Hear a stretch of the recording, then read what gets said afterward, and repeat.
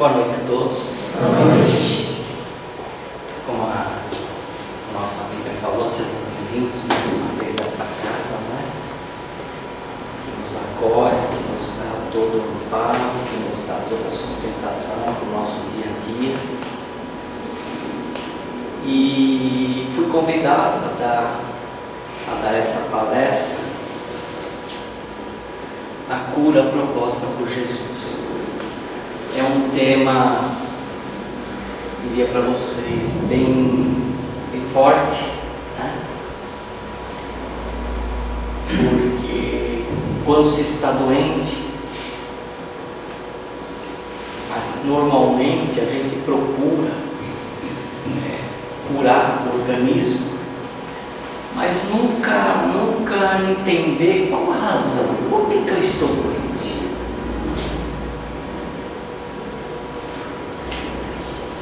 A nossa preocupação é fazer com que a matéria se cure através dos medicamentos químicos, né, que são gerados, o médico nos receituar, nós tomamos os medicamentos, mas, no fundo, qual é a razão dessa doença?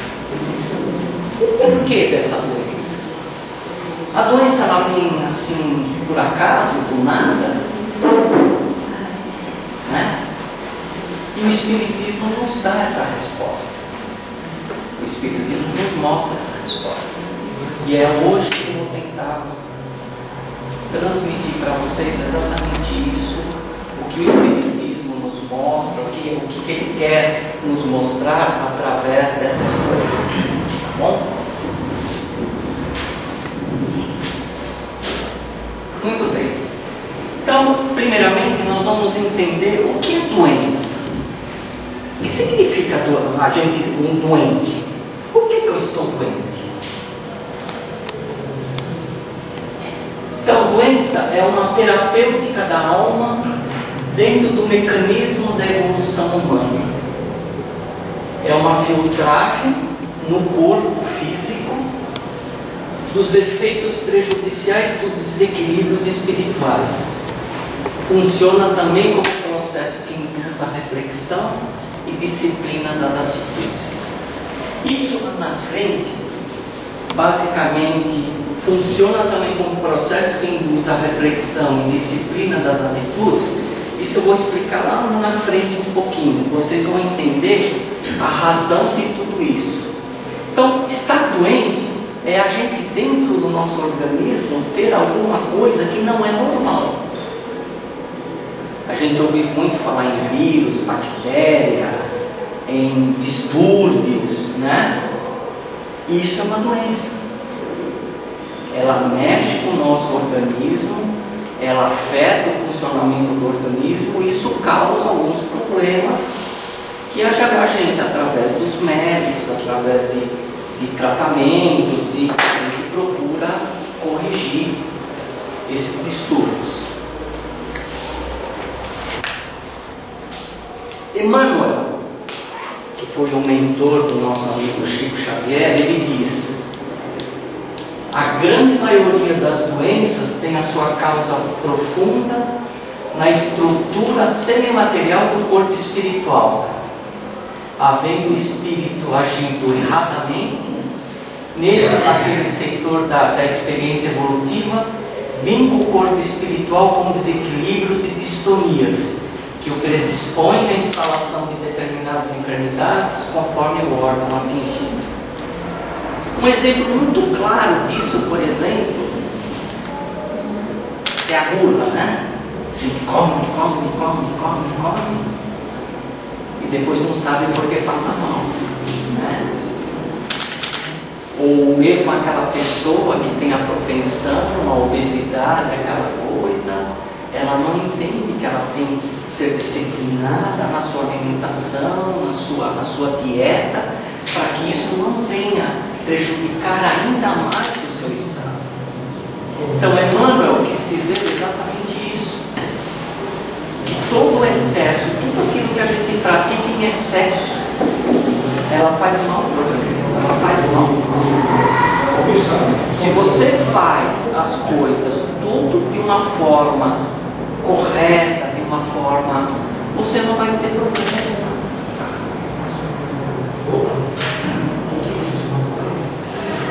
Você não vai ter problema algum. Por quê? Você está sendo coerente com o assunto. Eu não preciso comer um bolo. Se eu comer um bifinho, isso me satisfaz. Eu como um bifinho. E isso é importante.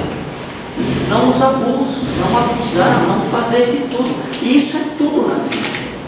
Todos os abusos, ou em excesso, ou o mínimo também. Eu tenho que ter um nível de alimentos, para mim ter as energias para que o corpo responda às minhas atividades diárias. Se eu comer menos, cada vez eu vou ficando mais fraco, até ponto que eu não tenho mais forças para. Não é verdade? Da mesma forma, você come muito, mas é tão prejudicial que você começa a ter distúrbio, a engordar, a ter problemas como diabetes, enfim, uma série de outras coisas. Então, a gente manter o equilíbrio na alimentação, o equilíbrio nas coisas é essencial para a nossa saúde.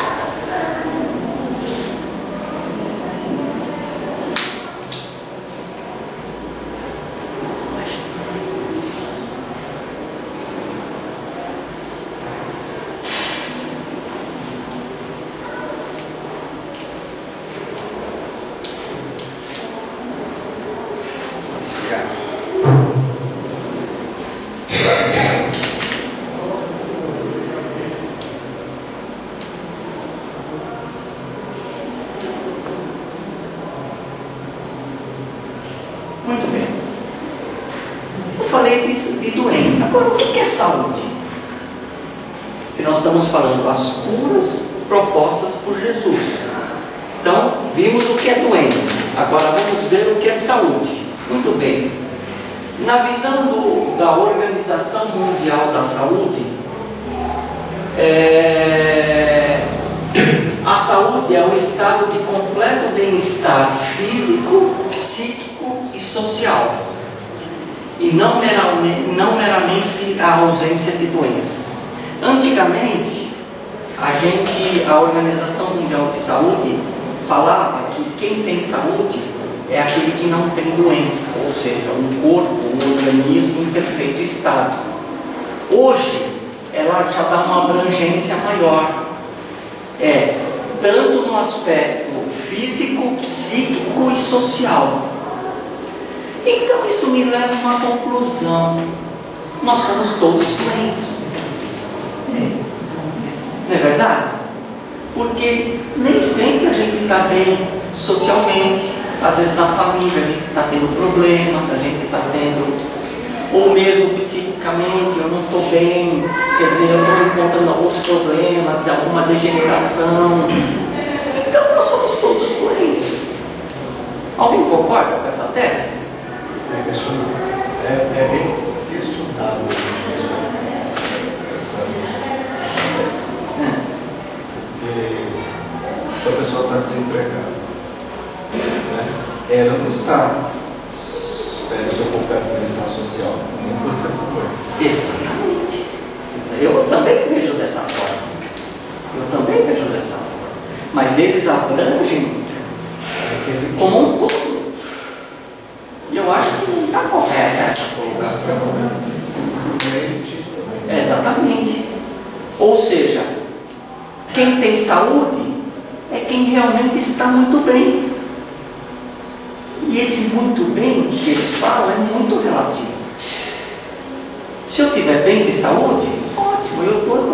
Se eu estiver bem organicamente, tudo funcionando correto, eu estou com a saúde perfeita, não é verdade? Quando você vai ao médico, o médico não fala isso. Fiz todos os exames, olha, colesterol, glicemia, está tudo normal, o senhor está perfeito. Não é isso que o médico fala? Isso seria o bastante. Mas não. Eles englobam tudo. Eles acham que a saúde ela tem que ser completa. Então nós somos todos doentes. Porque todos nós temos os nossos problemas, temos as nossas deficiências, temos os nossos razões, às vezes não estar bem. No trabalho, às vezes a gente não está bem. Com a família, às vezes a coisa não está bem, você fica naquela, né, que dá algum distúrbio emocional e você fica. Então, somos todos doentes. Estamos todos dando a mão, né, nos abraçando, porque temos segundo a Organização Mundial de Saúde, nós não estamos bem. Mas enfim.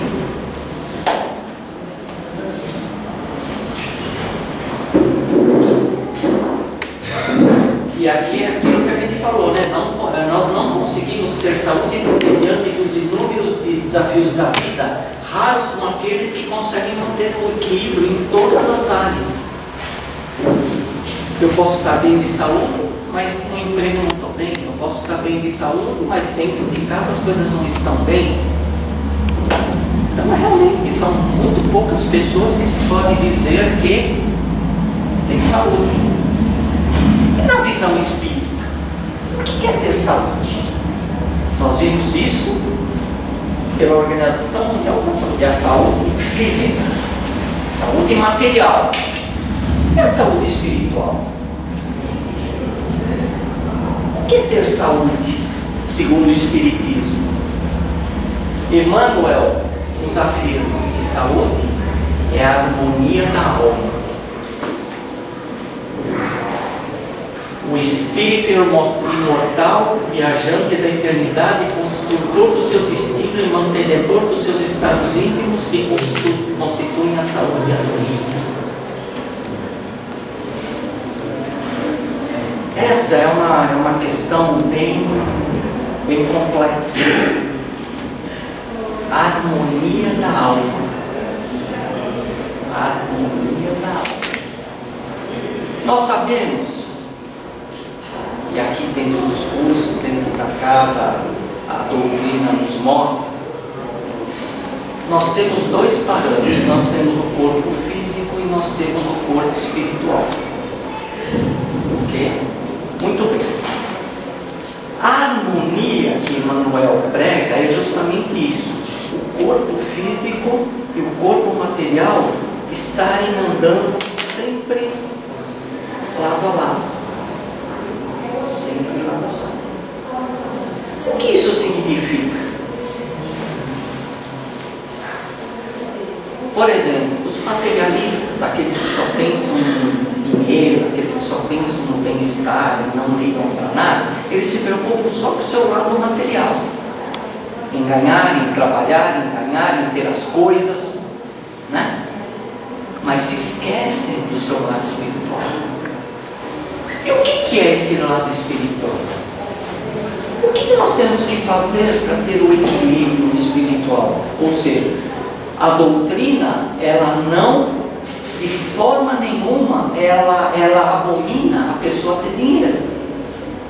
Você pode ter o dinheiro que for, as coisas que você quiser, desde que você adquira esses bens com um trabalho lícito, com um trabalho honesto. Você não passe por cima de ninguém para obter esses bens. Não prejudique ninguém para alcançar o seu objetivo.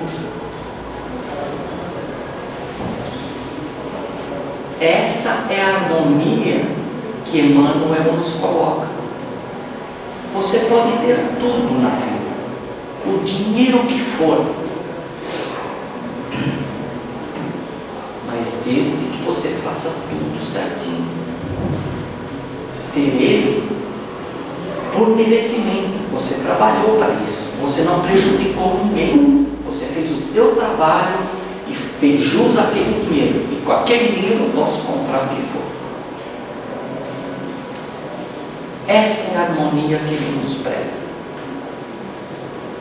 A honestidade, o caráter de você conseguir as coisas. A gente sabe que hoje, no dia a dia, a gente percebe da dificuldade, às vezes, dentro do nosso trabalho, a chefia, às vezes algum colega seu que que é capaz de passar por cima de você para obter as coisas. Ele não está importando com você. Ele quer conseguir o que ele está almejando. Seja lá uma promoção, seja lá entendeu? O que ele quer é aquilo. Se ele tiver que passar por cima, ele vai passar. E não é isso. E isso nós vamos ver lá na frente, o porquê que nós ficamos doentes. Essa é uma das razões. Mas isso a gente vai entender isso um pouquinho mais lá na frente.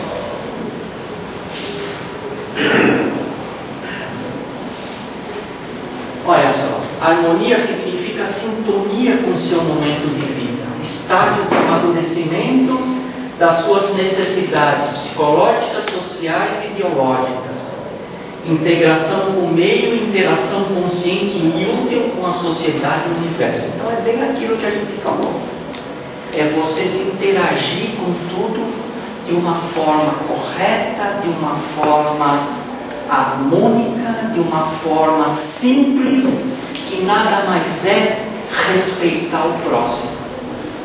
Jesus não nos colocava respeite ao próximo como a ti mesmo. É isso que a doutrina nos mostra.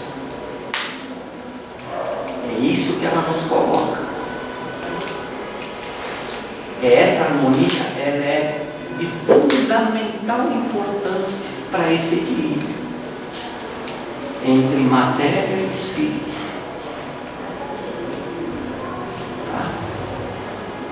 Porque se eu fizer alguma coisa diferente aqui, vai haver uma distância muito grande entre os dois. É como se eu esticasse a perna de tal forma que vai chegar uma hora que eu vou cair. Não vai? Eu não vou aguentar.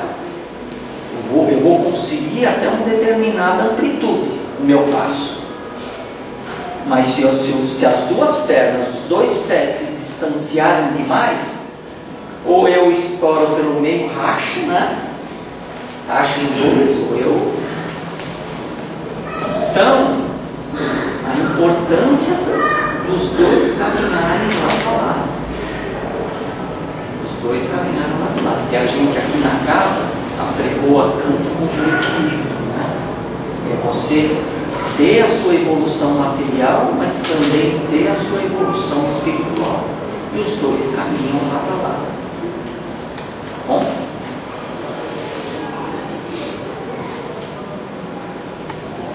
Muito bem.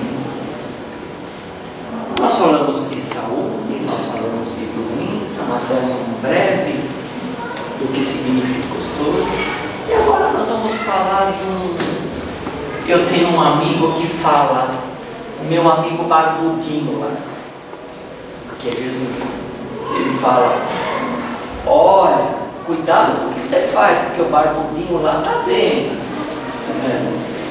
E essa é uma, eu dou risada com ele, e essa é uma colocação pitoresca do que ele fala sobre Jesus. Então, quem foi Jesus? Quem foi Jesus para vocês?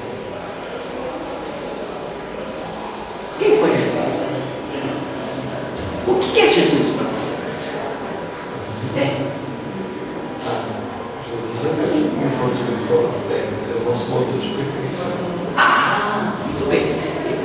É um ser, movimento de perfeição. Modelo de perfeição. Quem mais? Você. O que é Jesus para você? Não, você mesmo. Eu? É filho de Deus, né? Ah. E ele veio na Terra para ensinar amor, paz, né? Para a humanidade e salvar. Eu acho. Salvar. Quem mais? A senhora? Para mim, Jesus é luz. Luz. Não foco, não aquelas coisas. E o que é luz para a senhora? É o que me guia, é o que nos, ou pelo menos nos deveria guiar, é aquilo que nos ilumina a nossa consciência, que acalma o momento certo. Não saberia dizer exatamente, traduzindo a luz. Eu sei sentir aquilo que você tem que fazer, aquilo que é melhor para você, ter o seu bom senso de condução. A palavra Jesus, na verdade, o que quer dizer? Jesus, não sei falar. O que quer dizer? Eu não sei. O senhor não sabe? Então nós vamos descobrir já. A senhora. A mídia, um exemplo, né? Para a gente tentar, pelo menos, né?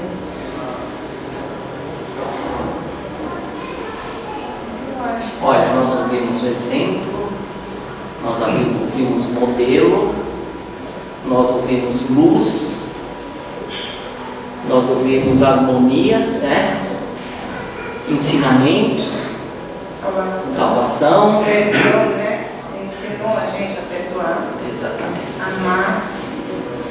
Então, olha, Jesus é o guia e modelo da humanidade.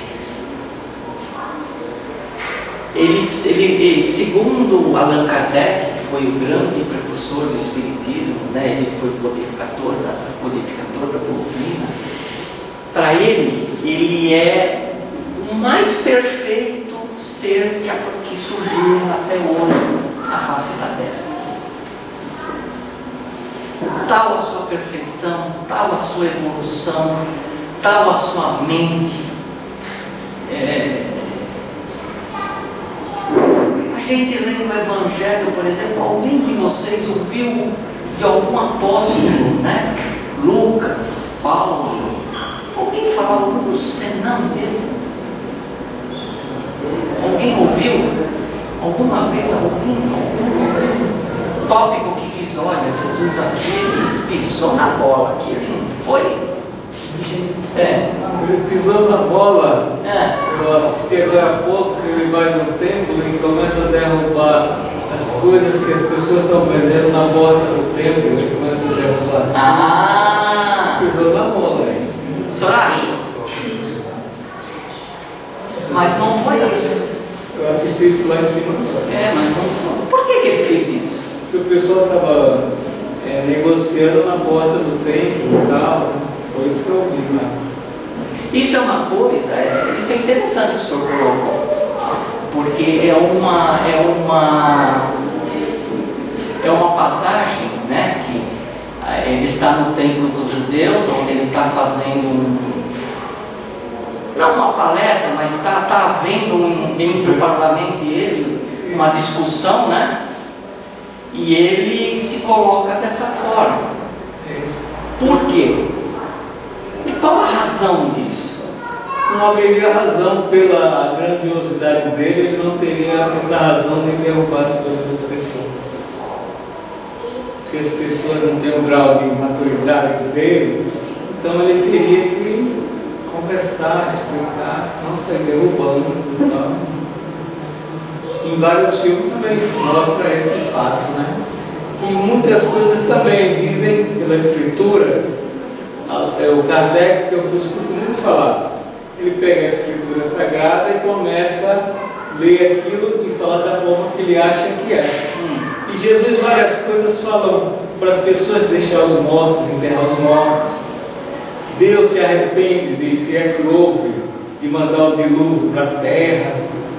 Ele se arrepende, nunca mais. Está isso nas escrituras, isso é o que eu estou falando.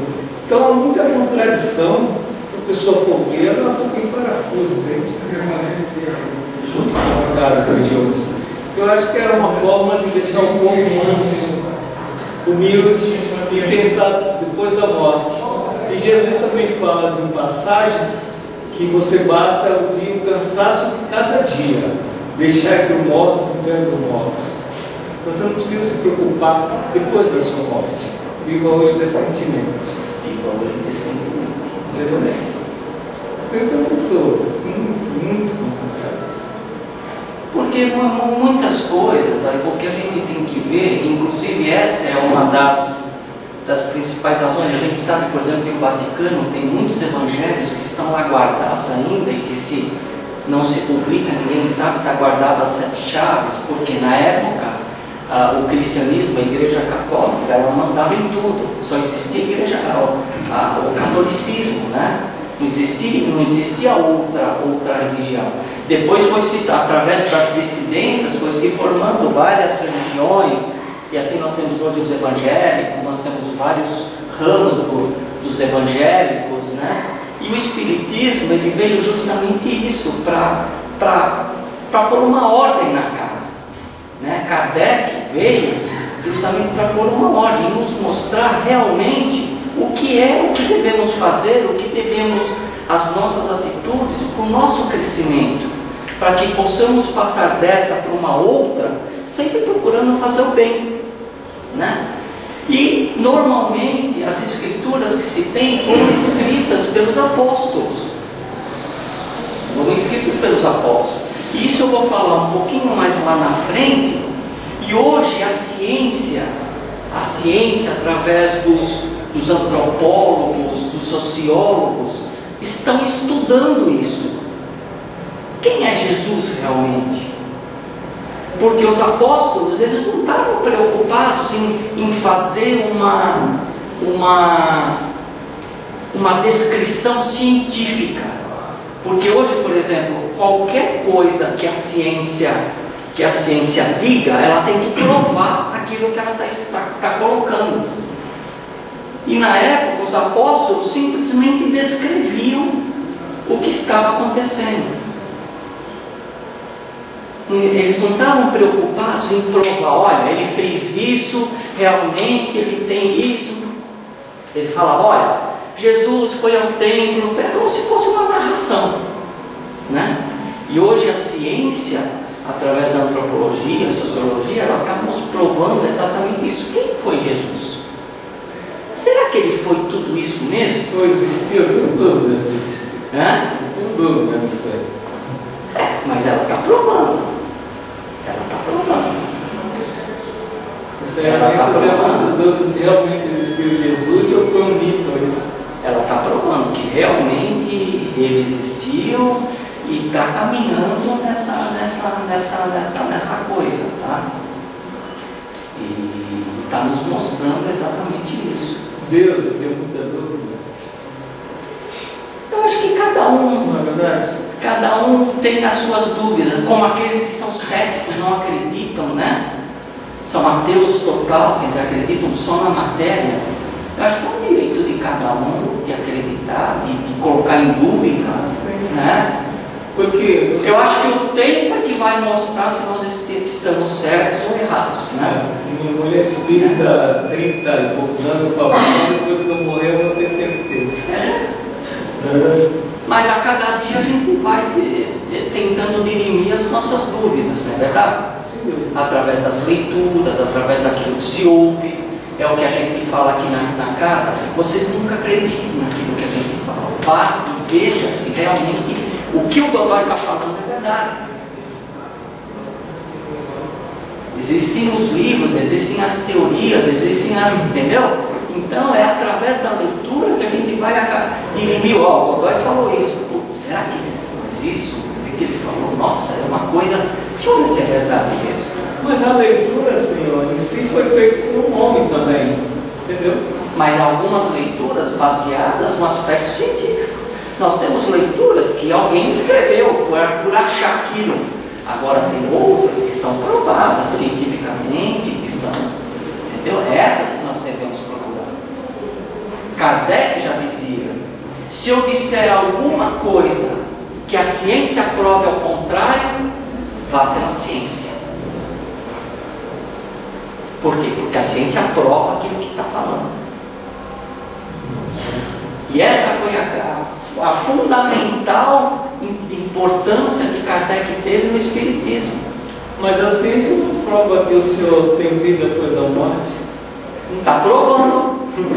Hoje está provando. Os estudos hoje está se provando isso. Vai conseguir provar o cidadão que ele morreu e viveu? As crianças excepcionais que nascem com 5 anos tocando música, tocando instrumento musical. É que o QI, cada ser humano nasce com um QI elevado. Não, então, mas 30 anos atrás. Mas onde você adquiriu isso? Hoje, não é? Onde você adquiriu isso? Inteligência. De tocar música aos 4, 5 anos, se você nunca aprendeu, nunca teve. Então, mas tipo, tem um rapaz que ele é pintor, é engenheiro, esqueci o nome dele, é o pintor Mona Lisa, que chama aquele cidadão lá, padrinho. visto em faculdades, você entende? Já nasceu assim. As pessoas nascem com. Tem uns que nascem poeta, outros músicos. Agora, qual a razão? Então, já traz uma bagagem, né? De vidas anteriores, você não acha? É mais difícil de É complicado vidas anteriores.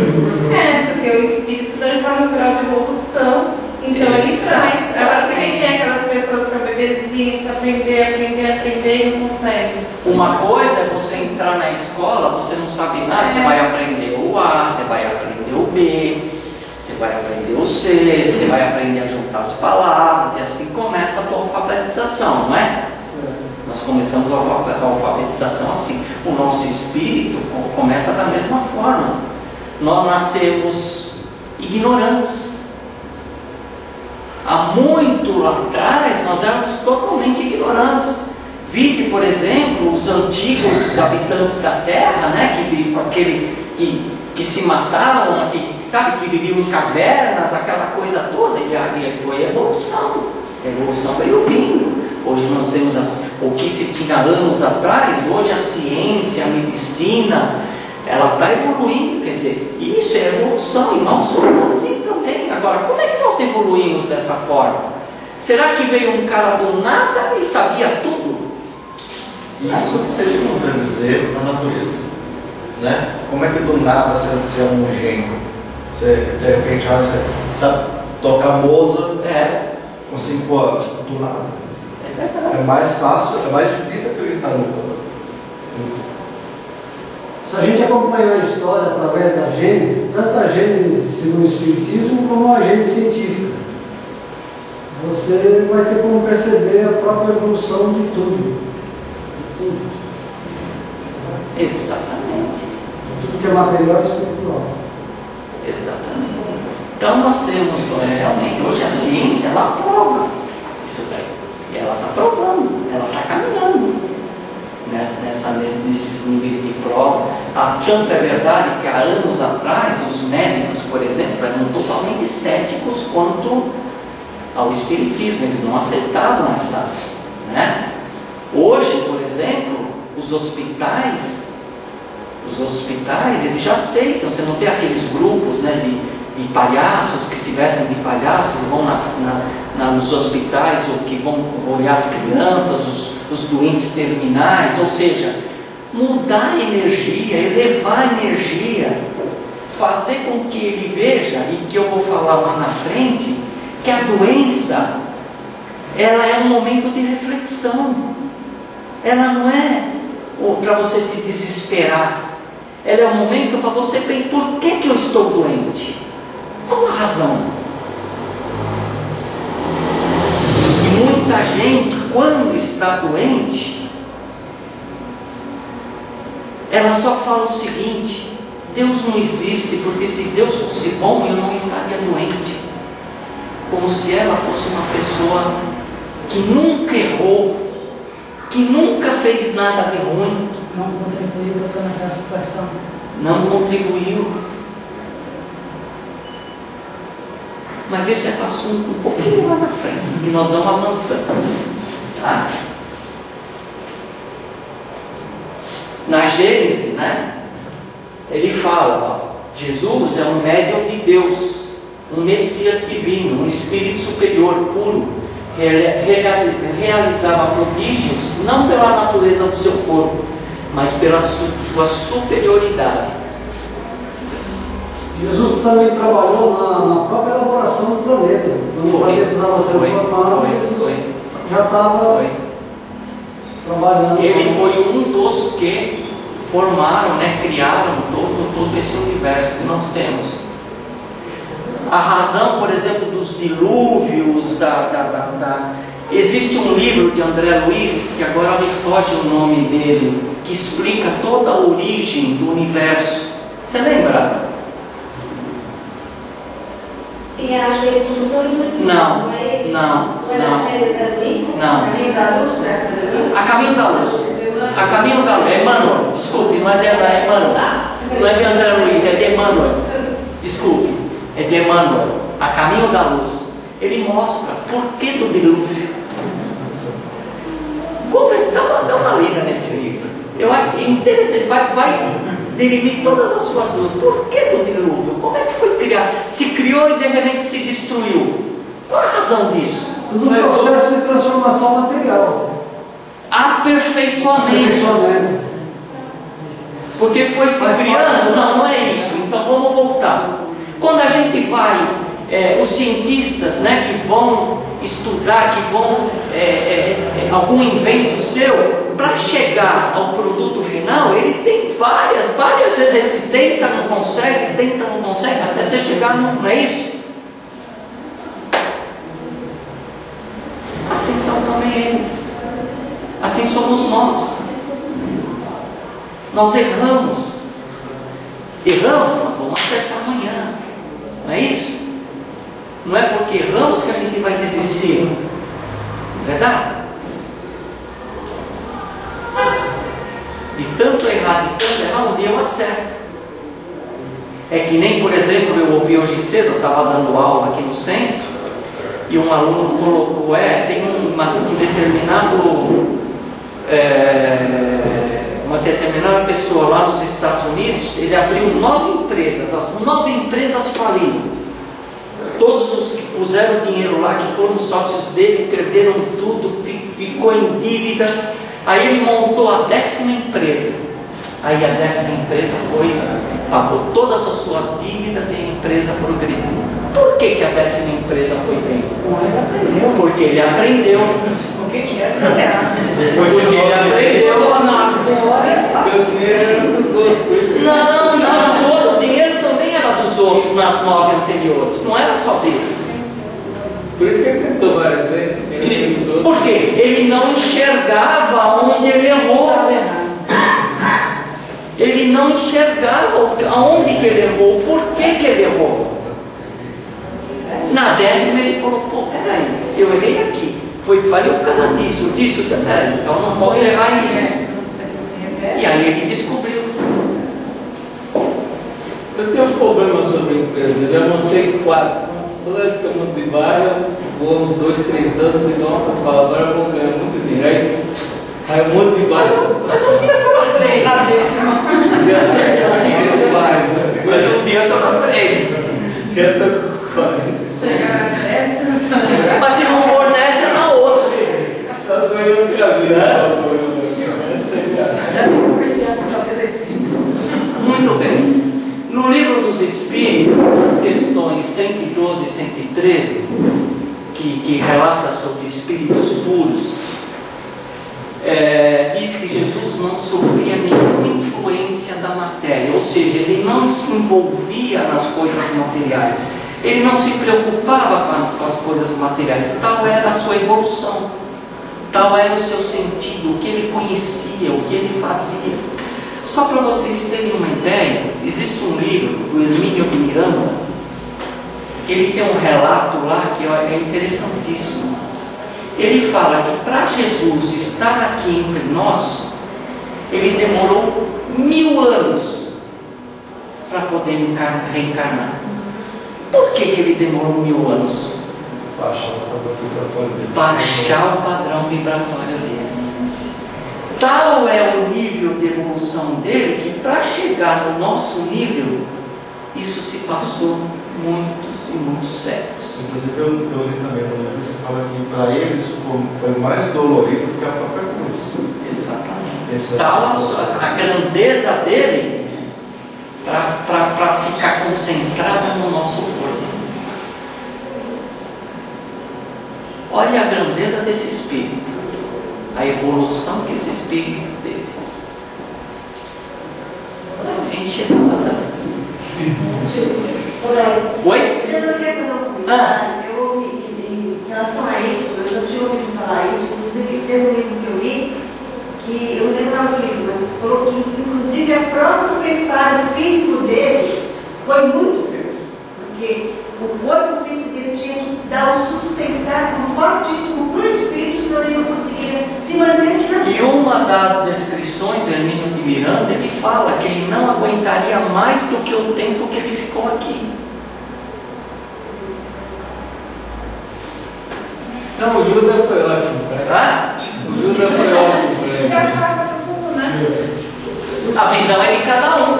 A história não está Só foi O entendimento cabe a cada um. É verdade?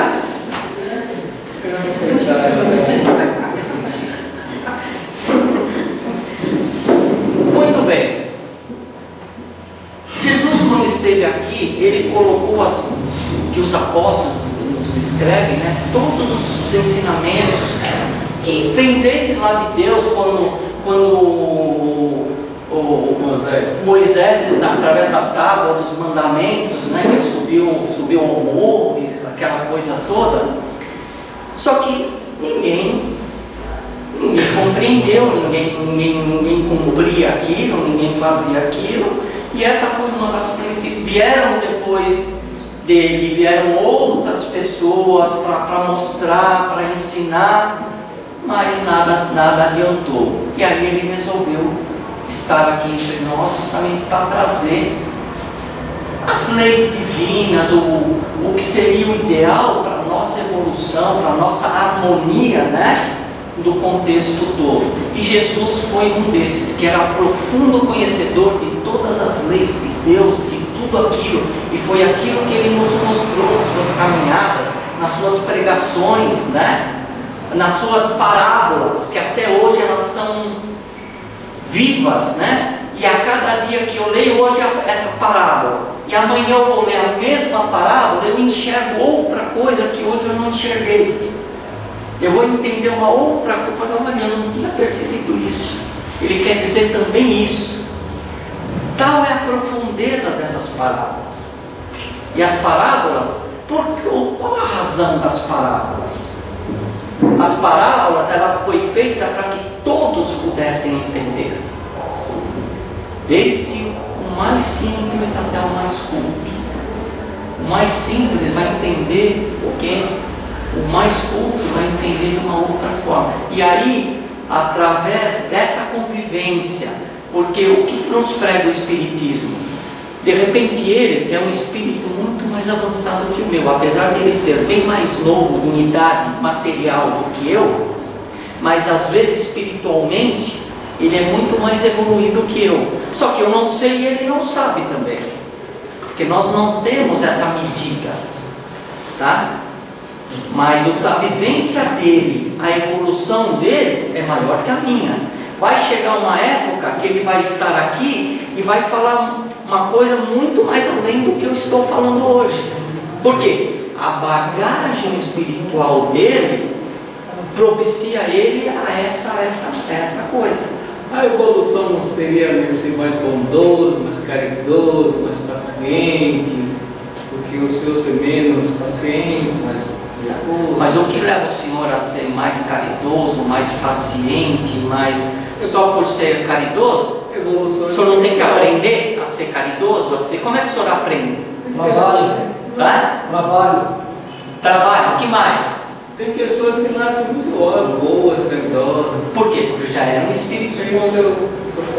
Porque já tinham a sua bagagem. Como da mesma forma nascem aqueles espíritos que vêm aqui para atormentar, né? Esses grandes assassinos, vieram aqui para aprender a ser bons. Nasceram às vezes em família de 10 filhos e ele é o único que destoa da família. Por que isso? Qual a razão?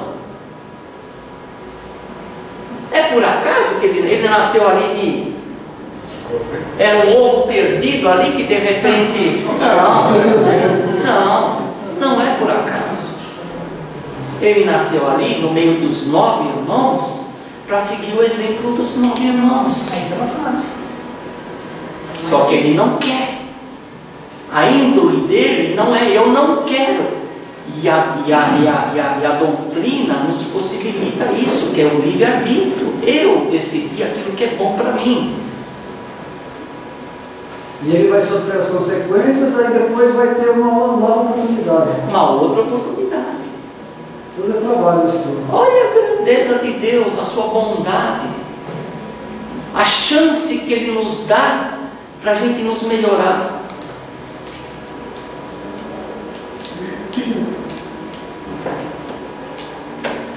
Depende de nós. Não tem aquela música? Depende de nós. Com a síndrome da Gabriela. Entendeu?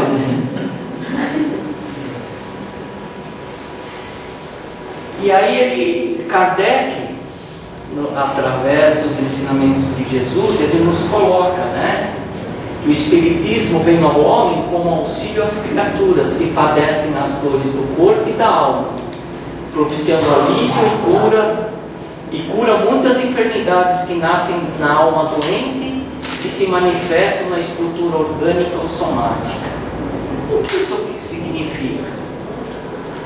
E aí nós vamos entrar realmente o que ocasiona as nossas doenças, o porquê das nossas doenças.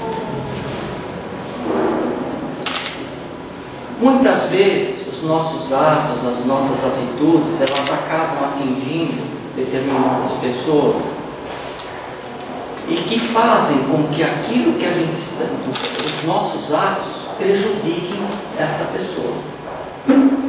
Eu faço isso uma vez, faço duas vezes, eu não quero saber, eu quero ganhar dinheiro, eu quero o resto que se dane. Se ele passa mal, se é problema dele, eu quero é ganhar meu dinheiro. Muito bem. Vai chegar uma hora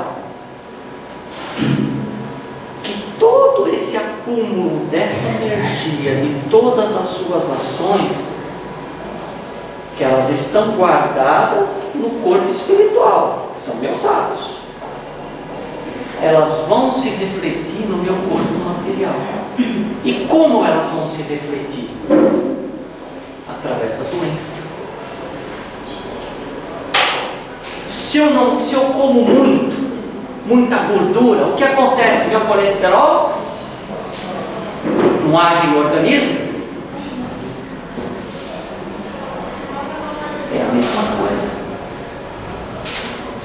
Tudo aquilo que se faz de maldade, de perversidade, isso vai refletir, não hoje, não amanhã, mas lá na frente vai refletir. Através do quê? Através das doenças. Então a doença, eu sempre falo, eu participo aqui na casa de um grupo que chama-se Samaritano. O Samaritano é um grupo que normalmente atende pessoas doentes, mas bem doentes, às vezes até desenganadas, estados terminais. E muitas vezes as pessoas descrentes de Deus, porque esse estágio da doença, ela leva à descrença. Ela passa a não acreditar mais em Deus, nas pessoas, porque ela se acha uma pessoa boa, ela sempre se achou, ela não enxerga os seus erros, o que ela fez de ruim. E a gente, através desse grupo, leva justamente mostrando a ela que a doença nesse momento é para você refletir. Por que eu estou doente? Qual é a causa? Eu fiz alguma coisa boa? Eu fiz alguma coisa ruim? O que eu fiz de ruim? É como se passasse um filme na nossa frente. E aí você vai, através das suas recordações, botando a memória ativa, você, puxa, olha, eu fiz isso, eu fiz aquilo outro. Muitas vezes o estágio da doença, ela já não dá mais a possibilidade de cura, mas ela dá a possibilidade de nós pedirmos o perdão a quem nós prejudicamos. E esse já é meio caminho andado para a nova etapa que ela vai ter numa outra encarnação. Saber reconhecer os ou não é demérito nenhum a gente errar, porque é com o erro que a gente aprende. A gente erra, um dia aprende. E vamos, isso aqui eu não posso fazer mais, porque já é e eu sei as causas disso aqui, então eu aprendi, então não vou fazer mais aquilo. Isso é a vida. A gente errando, mas perdoando, sabendo pedir perdão. Se quem eu prejudiquei de repente, a pessoa não me perdoar, não tem problema, mas eu pedi perdão. Eu estou consciente do meu erro, e eu sei que eu não vou mais fazer aquilo para ele. Quem sabe um dia ele chega, me dê um abraço e fala: puxa, hoje eu entendo por que você pediu perdão. Mas cabe a cada um. Não cabe a nenhum de nós criticar, porque eu pedi perdão e ele não perdoou. Não tem problema. Eu continuo te pedindo perdão, até um dia que você me perdoa. Esses são os grandes ensinamentos que Jesus nos deixou. E isso nada mais é do que a gente chama aqui de reforma íntima. O que é a reforma íntima? Você alterar o seu comportamento visando aquilo que eu fazia de errado, procurar fazer certo. Quais são as leis divinas? As duas principais e que resumem tudo aquilo que se fala: amar a Deus sobre todas as coisas e amar ao próximo como a ti mesmo. Acabou. Não existe outra. Mas será que a gente sabe se amar, Dói? A gente um dia aprende. Está aqui para isso. Estamos aqui para isso. E os nossos erros, os nossos desacertos, eles com certeza, se nós tivermos o discernimento de não só, mas procurar através da leitura, procurar através dos ensinamentos, cursos, palestras, tudo aquilo que você puder, você se enriquecer e fazer com que tudo aquilo que você leu, você ouviu, você colocar em prática. E aí, com certeza, eu vou saber quem eu sou. Lá atrás, eu não sabia. Por quê? Porque me faltava isso. Como hoje cedo eu estava conversando com uma aluna e ela tem 71 anos. Está estudando, está fazendo o curso. 71 anos. E ela colocou para mim o seguinte: eu nunca me preocupei. Eu me preocupava assim com dinheiro para a minha vida, para ter até comprar as coisas, ter o meu dia a dia, alimento, roupa, essas coisas, para se vestir, você tem que ter o mínimo, né?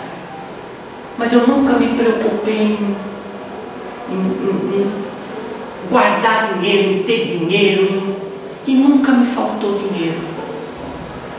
Eu sempre, a pessoa precisava, eu ia lá, ajudava, eu sempre precisava, e eu nunca tive doença. Eu falei: está explicado, por que a senhora nunca teve doença? Porque a senhora nunca foi mal, nunca pensou maldade. Então o organismo, ele reflete o nosso comportamento.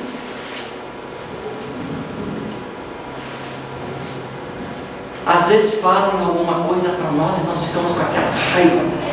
Não quero mais ouvir, ver aquele cara nem pintado, porque não sei o quê. Você acha que isso é bom para nós? Aí no dia seguinte você está com dor de estômago, nervoso, né? Na hora. A tua pressão sobe e vai nas alturas. E aí? Muitas vezes na hora, né? Você já sente aquele mal-estar. E aí? Valeu a pena eu ficar? Não. Quem foi o prejudicado? Fui eu.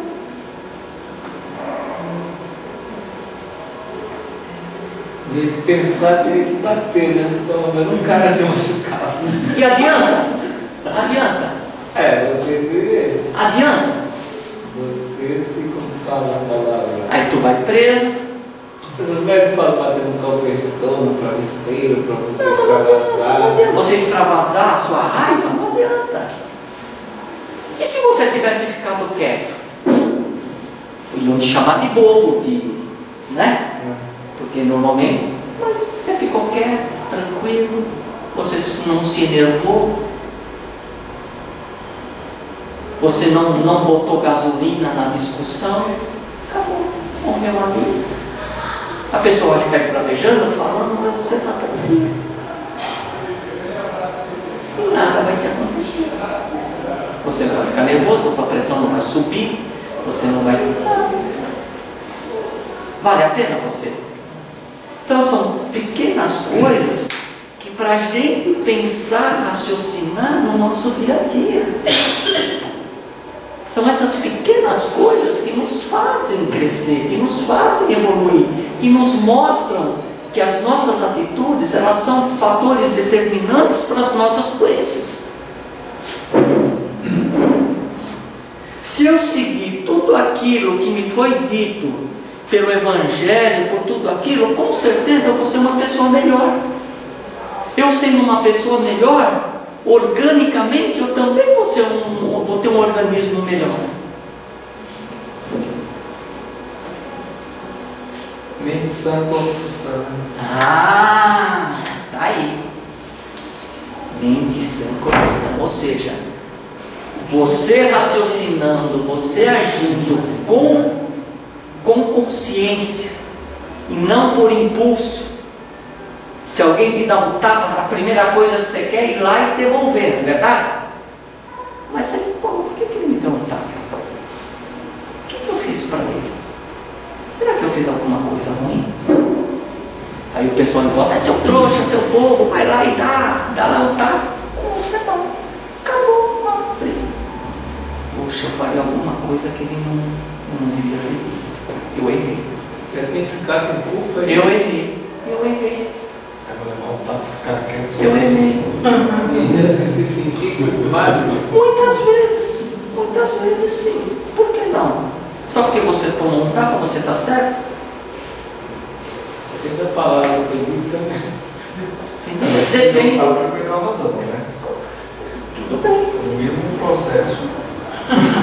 Eu posso passar pela agressão. Você concorda que você é tão errado quanto ele? Não sei, o motivo está batendo. Mas nada leva um motivo. Você estava no lugar errado, estava errado, falou coisa que não devia. Por alguma razão você teve esse A agressão, ela é um ato por alguma coisa que você fez e deixou a pessoa. Você não parte do meu pai. Agora, um erro não justifica o outro. Concorda? Um erro não justifica o outro. Eu estou falando assim esse exemplo, grosso modo, mas um erro não justifica o outro. Porque nada dá o direito de alguém agredir ninguém. Mas eu acho que até a pessoa, às vezes, se ela agrediu alguém e pela sua postura você não reagir, ele vai ficar muito mais sem graça. Ele vai falar, puxa vida, vai me tirar e nunca mais ele fala nada daquele. Ele fala, é um exemplo. É um exemplo, é verdade. É um exemplo. Bom, mas por que quer dizer, eu não devia ser isso? Por que eu fiz uma coisa dessa? Se não partir do meu pai ou da minha mãe, não consigo.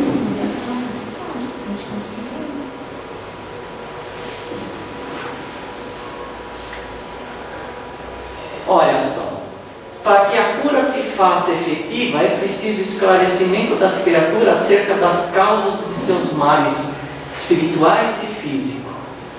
O Espiritismo, como continuador da obra do Cristo no mundo, disseminar as informações sobre a real condição ou natureza do ser humano, de forma a torná-lo consciente da realidade espiritual que é a sua, e assim capacitar-se para o convívio mais constantemente possível com a dimensão divina que vibra no íntimo de cada um de nós. Ou seja, a gente pegar as leis de Deus, as leis naturais de Deus, que é a lei do trabalho,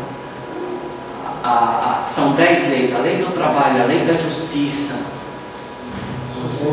sociedade, da liberdade, enfim, todas essas leis, vocês com certeza vão entender. Igualdade. Da igualdade, vocês realmente vão entender a real razão de estarmos aqui. Daí a necessidade de se estudar essas leis, entender essas leis. E isso vai abrir a mente de cada um de nós para uma série de dúvidas que se mostram à nossa frente. E uma delas é a doença, são os males. Tá?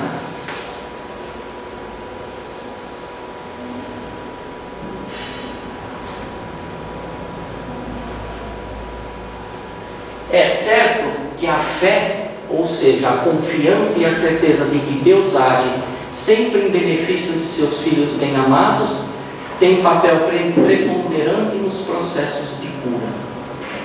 Muitas vezes a pessoa doente, ela se pega na fé, né? Se pega alguns da igreja católica, nos seus santos, né? Nas suas, né?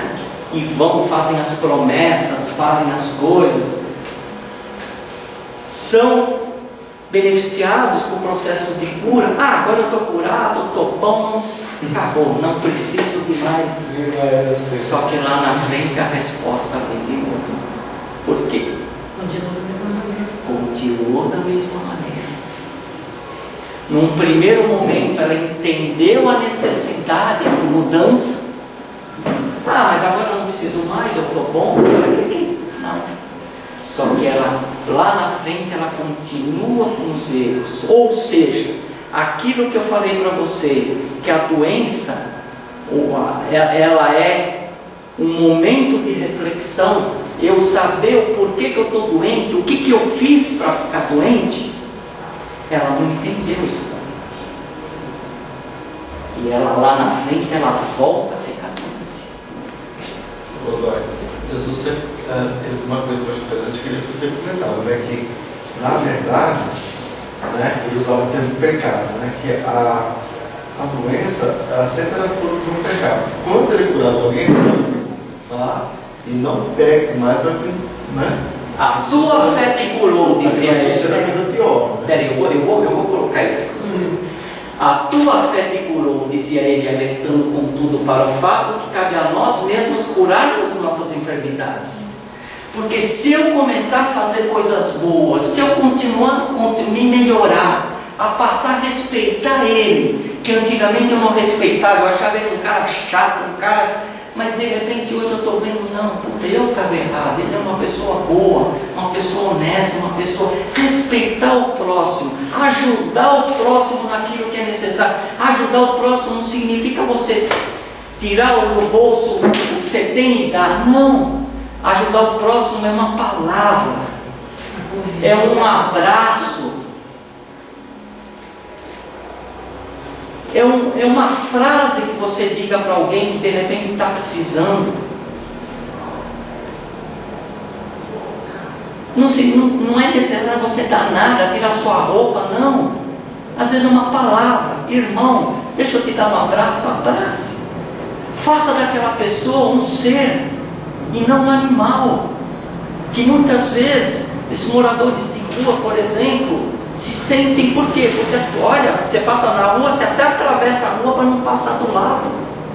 E às vezes é uma pessoa que está precisando de uma palavra, e você senta do lado, você percebe, você começa a conversar, a falar a grandeza desse ser. Mas ele está tão diminuído, tão pequeno, que ele não tem força para reagir. E às vezes uma palavra nossa de conforto, faz com que ele se levante, faz com que ele erga, tenha as forças para erguer e a ser gente de novo. Pode ser espírito. Esse é um dos grandes remédios que a gente tem para os nossos males. Eu não preciso de remédio, eu preciso de atitudes, porque as atitudes vão fazer com que o meu organismo melhore. Esse é o remédio natural, doses homeopáticas, que à medida, gradativamente que eu for fazendo, eu vou me melhorando. A melhora, ela não é de um dia para o outro, é o que todos nós esperamos, né? Hoje eu peço, amanhã está lá. Não é assim. Ela é gradativa. É como se, por exemplo, o mecânico, ele trabalha o dia, ele suja a mão, fica toda de graxa. Para aquela graxa sair, eu lavo hoje, eu lavo amanhã, eu lavo depois, a graxa vai saindo gradativamente, porque ela penetra os poros, ela penetra. E assim somos nós também. A nossa limpeza, ela é gradativa, ela é lenta, mas ela vai se fazendo. Ela vai se... É o mesmo efeito dos remédios, né? Dos remédios homeopáticos. Eles são em doses, você começa com uma dose pequena, até ele fazer efeito tem um tempo bem grande. É a mesma coisa. Acontece conosco através dessa reforma íntima. Tá?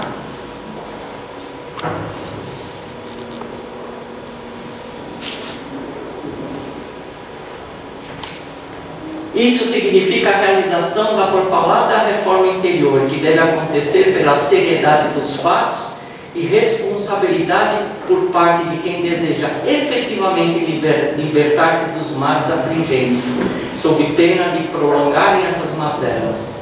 Vá e não peques mais, para que não suceda coisa pior, avisa o mestre. Ou seja, não adianta eu me curar e continuar com os meus erros, porque vou voltar tudo para trás. Acho interessante que aí ele fala que vem do pecado, né? Vem dos nossos erros, exatamente. Dos nossos desacertos, exatamente. Ela vem dos nossos desacertos, das nossas coisas, né? É como uma passagem que ele curou o cego, né? Ele curou o cego e aí os cegos dizem, mas por que Jesus? Né? E ele passou a enxergar esse cego, né? E ele colocou exatamente para ele, mas por que você quer que eu te cure? Ele perguntou, né? Isso. Por que você quer que eu te cure? Eu quero enxergar, eu quero seguir os seus passos. Essa foi a resposta dele. Então Jesus falou, abra seus olhos e caminhe. E assim ele foi e passou a enxergar. Por quê? Porque ele entendeu a mensagem de Jesus. E Jesus era tão evoluído que enxergou isso nesse ser. Por que ele não curou todo mundo? Só alguns. Porque nem todos estavam preparados para essa cura. Talvez a gente não enxergue isso, mas a evolução dele era tanta que ele via isso com uma facilidade. Era um médium fantástico, né? Era um médium de...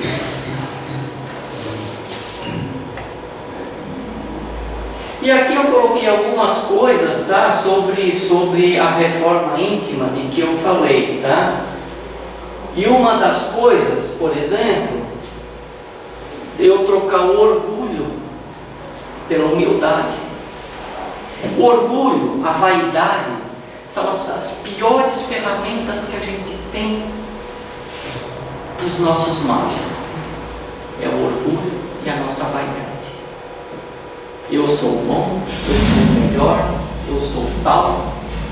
O que ele fala não tem nada a ver, mas o que eu falo é correto. E você faz aquilo que eu falo, que eu estou falando. Porque eu sou o cara. Mas não tem que ter um pouquinho de orgulho, de vaidade? Senão você vai se trocar, se barbear. Isso é aceito. Isso é aceito. Isso é aceito, é diferente.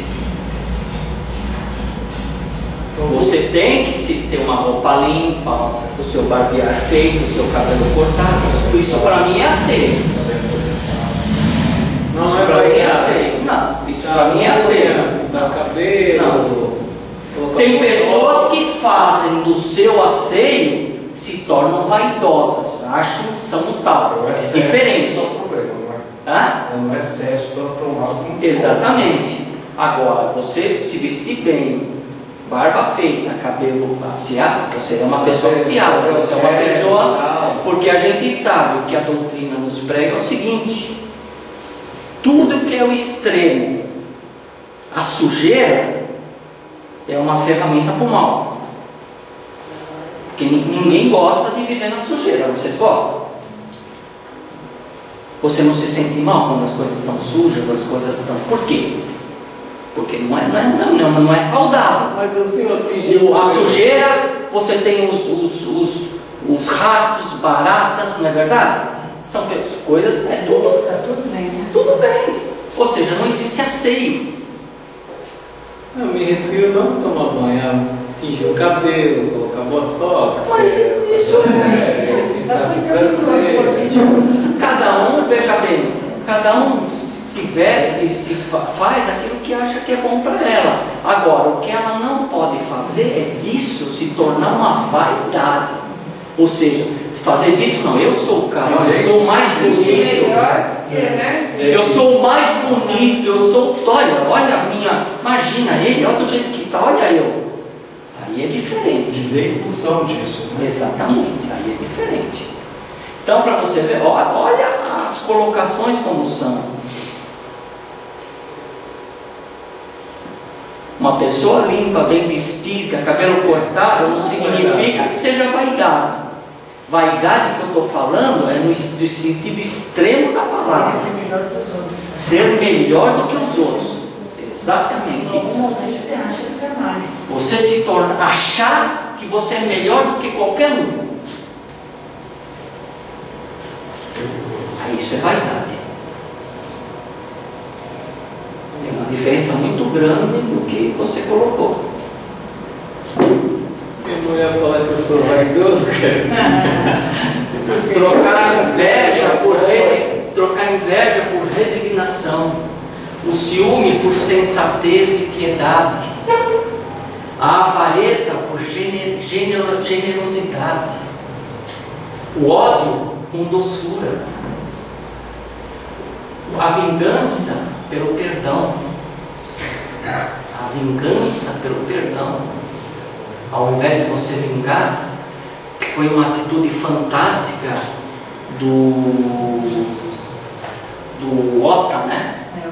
O Ota, um grande exemplo disso. Ao invés dele crucificar, ele perdoou, ele foi até a cadeia, conversou, perdoou. Isso foi um ato grandioso dele. E essa é uma atitude que todos nós devemos ter, olhar pelo outro lado. Ele errou. Ele está pagando por aquele erro. E não é por isso que eu devo manter o meu ódio, o meu rancor. Mesmo porque a gente não sabe qual a razão daquilo.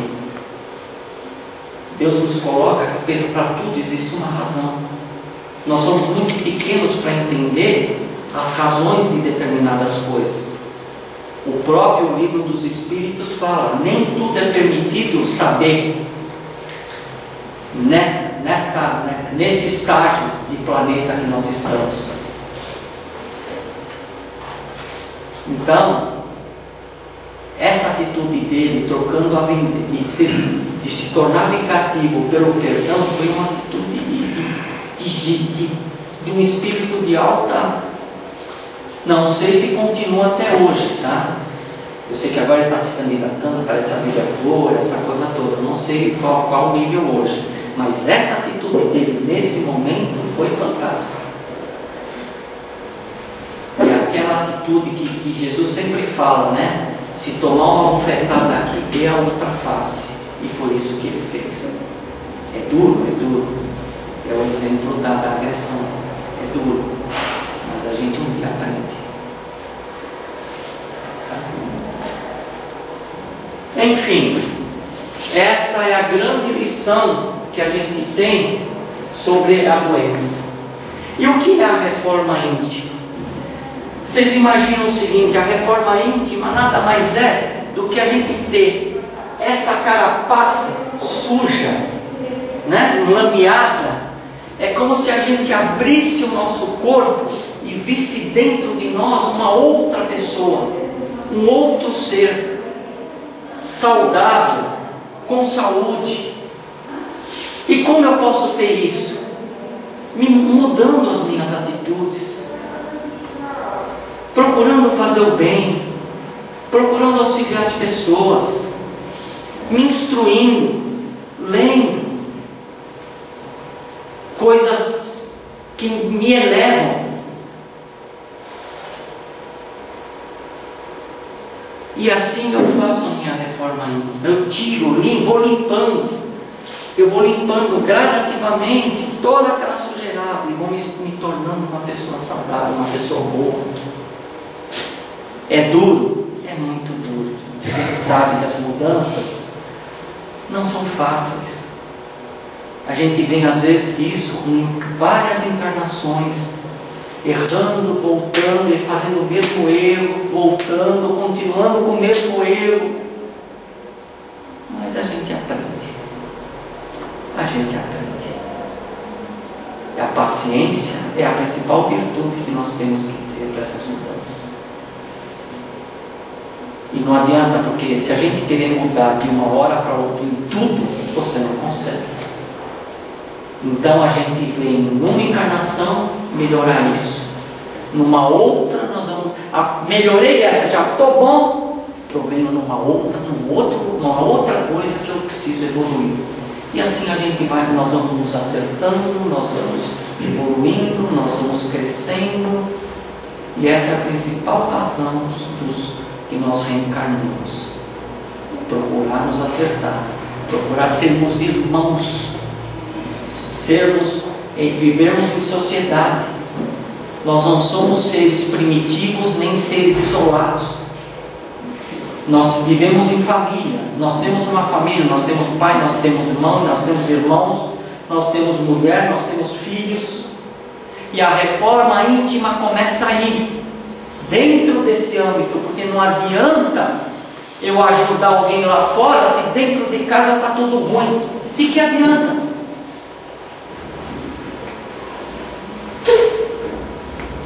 Eu vou ajudar o filho de alguém se eu maltrato o meu filho? Como é que eu posso ajudar alguém dessa forma? Então, tudo começa dentro do nosso lar. Acertei o meu lar? Ótimo. Agora eu estou em condições de auxiliar alguém. E esse é o principal remédio que a gente tem para os nossos males. E ele é um remédio que eu não preciso de receita. Da onde ele vem? Ele vem de Deus. Quem é o farmacêutico? Jesus. Como é que eu tomo esse remédio?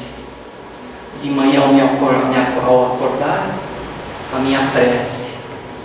Ao ver meus filhos, um beijo, um bom dia. Ao ver a mulher, um abraço. Ao sair na rua, olhar o próximo, muito bom dia. Muito boa tarde, muito boa noite. No trabalho, ser afável, ser amigo, ser irmão de quem está ao seu lado. Não importa se esse alguém queira ou não a sua amizade, queira ou não o seu, mas faça a sua parte.